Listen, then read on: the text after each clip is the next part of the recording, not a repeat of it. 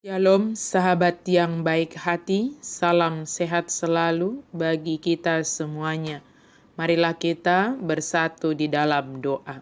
Damai sejahtera Allah yang melampaui segala akal, itulah yang memelihara hati dan pikiranmu dalam Kristus Yesus Tuhan kita.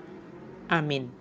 Firman Tuhan bagi kita pada hari ini dari Yesaya 11 ayat 1 sampai 10, demikian firman Tuhan. Suatu tunas akan keluar dari tunggul Isai, dan taruk yang akan tumbuh dari pangkalnya akan berbuah.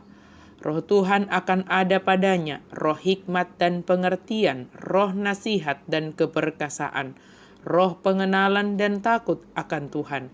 Ya, kesenangannya ialah takut akan Tuhan. Ia tidak akan menghakimi dengan sekilas pandang saja atau menjatuhkan keputusan menurut kata orang, tetapi ia akan menghakimi orang-orang lemah dengan keadilan dan akan menjatuhkan keputusan terhadap orang-orang yang tertindas di negeri dengan kejujuran. Ia akan menghajar bumi dengan perkataannya seperti dengan tongkat, dan dengan nafas mulutnya ia akan membunuh orang fasik. Ia tidak akan menyimpang dari kebenaran dan kesetiaan seperti ikat pinggang, tetap terikat pada pinggang.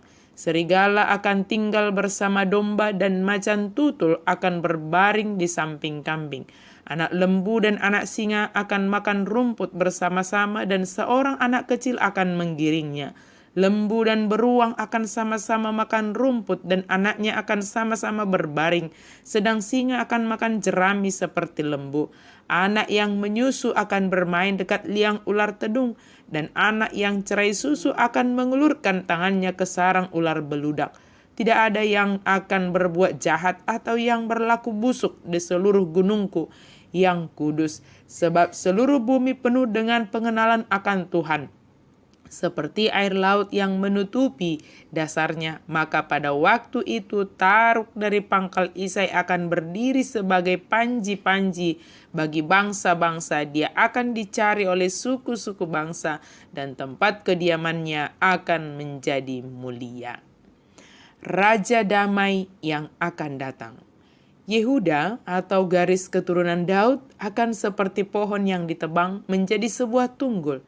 Namun dari tunggul itu akan tumbuh sebuah tunas baru, yaitu Sang Mesias. Dia akan lebih besar daripada pohon asalnya dan akan menghasilkan banyak buah. Mesias adalah penggenapan janji Allah bahwa seorang keturunan Daud akan memerintah selamanya. Dan yang dinubuatkan ini telah digenapi di dalam Yesus Kristus. Dia akan menghakimi dengan adil, bukan berdasarkan apa kata orang, tetapi dengan kejujuran dan keadilan akan menghakimi dunia ini. Tentu kita menginginkan keadilan terjadi atas kita, sebab kita sering merasa apa yang kita alami merupakan ketidakadilan. Namun untuk apa yang sedang kita harapkan, apa yang telah kita perbuat. Jangan berharap akan keadilan jika kita adalah pelaku ketidakadilan. Kita membenci orang lain berdasarkan apa kata orang, tidak berdasar hanya mendengarkan desas-desus. Hanya Kristus yang dapat menghakimi dengan adil, oleh karena itu jangan menjadi jatuh menghakimi orang lain.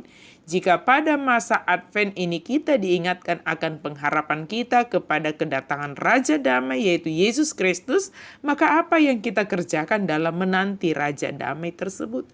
Hanya jika kita mengizinkan Yesus Kristus memerintah atas hati kita, maka kita akan dapat berlaku adil kepada sesama kita. Dengan keadilan, kejujuran, dan takut akan Tuhan, maka pengenalan kita akan Tuhan akan semakin lebih disempurnakan dan berdampak pada harmoni kehidupan yang digambarkan dalam ayat ini. Hidup penuh dengan harmoni, walau di dalamnya penuh dengan perbedaan. Yang kuat tidak memangsa yang lemah, yang berkuasa tidak menindas yang miskin. Dari perbedaan-perbedaan yang sangat mencolok itu dipakai sebagai bagian dari cara untuk saling melengkapi, untuk saling beriringan, dan untuk saling berdampingan dalam menjalani kehidupan ini. Sahabat yang diberkati Tuhan, tetaplah berharap walau di tengah situasi yang melemahkan pengharapan kita. Tetaplah berharap akan terjadi keadaan yang semakin baik walau di tengah perkembangan informasi yang semakin memengaruhi kita untuk menjadi pesimis. Tetaplah berharap akan keadaan yang semakin lebih baik karena kita mengalami pengenalan akan Yesus Kristus, Sang Raja Damai itu. Amin, mari kita berdoa. Terima kasih Tuhan untuk firman-Mu. Pada masa Advent ini Engkau mengingatkan kami akan pengharapan kami. Bahwa Engkau sendirilah ya Tuhan yang akan memulihkan keadaan kami. Engkau yang telah memulihkan kami dengan Engkau ya Allah Bapa.